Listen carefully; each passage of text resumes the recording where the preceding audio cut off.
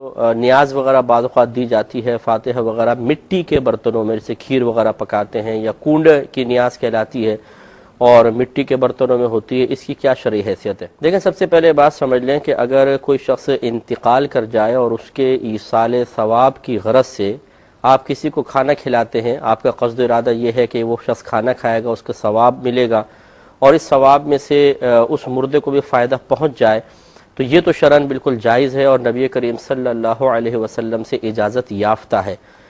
کثیر صحابہ کرام علیہم رضوان نے اپنے والدین کی طرف سے حج بدل کی ہیں، اور یقینی سی بات ہے کہ وہ عبادت بھی ادا ہوگی، اس پہ ثواب کا ترتب بھی ہوگا، اور لازم بات ہے کہ حج کرنے والے کو بھی ثواب ملے گا، اور جس کی طرف سے انہوں نے حج کیا اس تک بھی ثواب ضرور پہنچے گا۔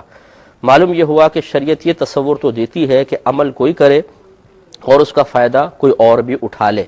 اسی طرح دعا ہے، یہ ایک عمل ہے، اگر میں مردوں کے لیے دعا کرتا ہوں تو یقینی سی بات ہے کہ اس پر ان کو ثواب بھی ملے گا، مغفرت بھی بعض اوقات ہو جاتی ہے، تو یہ شریعت ہمیں خود تصور دیتی ہے کہ عمل آپ کریں اور اس کا فائدہ دوسرے تک پہنچ جائے، اس میں شرعاً کوئی ممنوع چیز نہیں ہے۔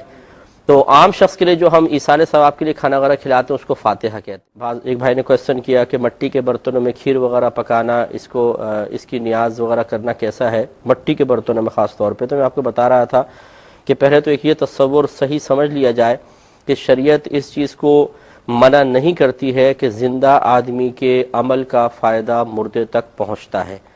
اب اگر آپ ایصال ثواب کی غرض سے کوئی نیک عمل کرتے ہیں اور وہ ثواب اس تک پہنچے، یہ شریعت ہمیں تصور دے رہی ہے تو بالکل پہنچے گا۔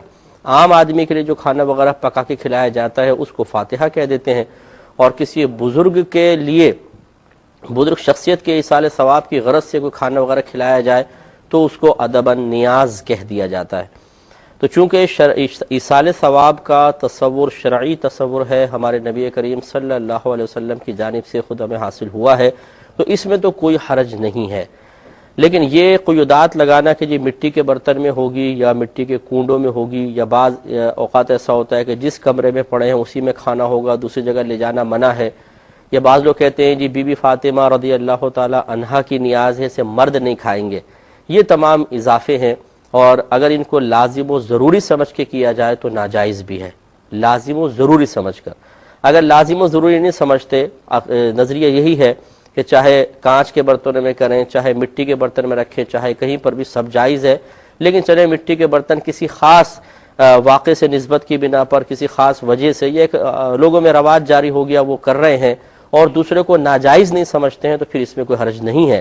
لیکن لازم و ضروری سمجھیں کہ مٹی کے برتن میں ہی ہو سکتا ہے، اس کے علاوہ نہیں ہو سکتا، یہ غلط ہوگا۔ تو خلاصہ کلام یہ ہے کہ بعض اوقات ہم سمجھتے ہیں شاید نیاز جو ہے یا فاتحہ وغیرہ کھانا ہے یہ غیر اللہ کے لیے ہوتا ہے، یہ غیر اللہ کے لیے نہیں ہے، اللہ کے لیے ہے۔ کھانا اللہ کے لیے کھلایا جائے گا، اللہ تبارک و تعالیٰ کی رضا ہی مقصود ہوگی۔